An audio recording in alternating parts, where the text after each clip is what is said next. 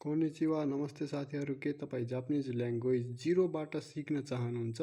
आजको भिडियोमा हामी जापानिज ग्रामर लेसन 1 सुरु गर्दैछौँ, जसले गर्दा हजुरहरूलाई आफ्नो परिचय दिन, जापानिजमा परिचय दिन र अरू कसैलाई सोध्नको लागि अत्यन्तै जरुरी छ। ल सुरु गरौँ।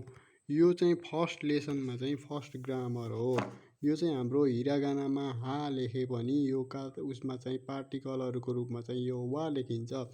मेन ग्रामर पोइन्ट भनेको चाहिँ पार्टिकल वा र देश हो। यो चाहिँ हिरागानाको हा भए पनि पार्टिकलको रूपमा चाहिँ वा पढिन्छ। यसलाई जापानिज भाषाको बारेमा जापानिज ग्रामरको बेस नै यही हो। यो अब यसमा चाहिँ फर्मुला भनेको यसको सेन्टेन्स बनाउने ग्रामरको फर्मुला भनेको फर्स्टमा चाहिँ सब्जेक्ट पछाडि वा पार्टिकल अनि नाउन देश।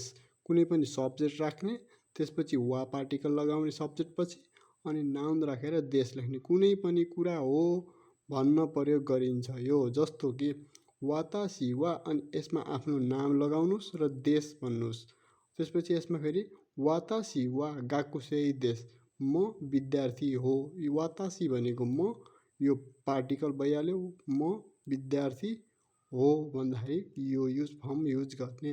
अब यसलाई होइन भनेर नेगेटिभ भन्न पर्यो भने चाहिँ जेआरिमासेन अथवा देवारिमासेन, यो चाहिँ नेगेटिभ सेन्टेन्समा युज गरिन्छ होइन भने।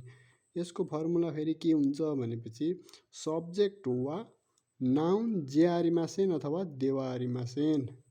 जस्तो कि वातासी वा सेन्सेई जेआरिमासेन भनेको म शिक्षक होइन भन्दाखेरि यो फर्मुला युज गरिन्छ। अब आयो थर्डमा भनेको मेन भनेको त्यसमा इम्पोर्टेन्ट भनेको अर्को क्वेसन गर्दाखेरि चाहिँ के गर्ने। क्वेसन गर्दाखेरि चाहिँ पार्टिकल काको युज गरिन्छ। कुनै पनि कुरा सोध्न पर्यो भने लास्टमा का थपिन्छ।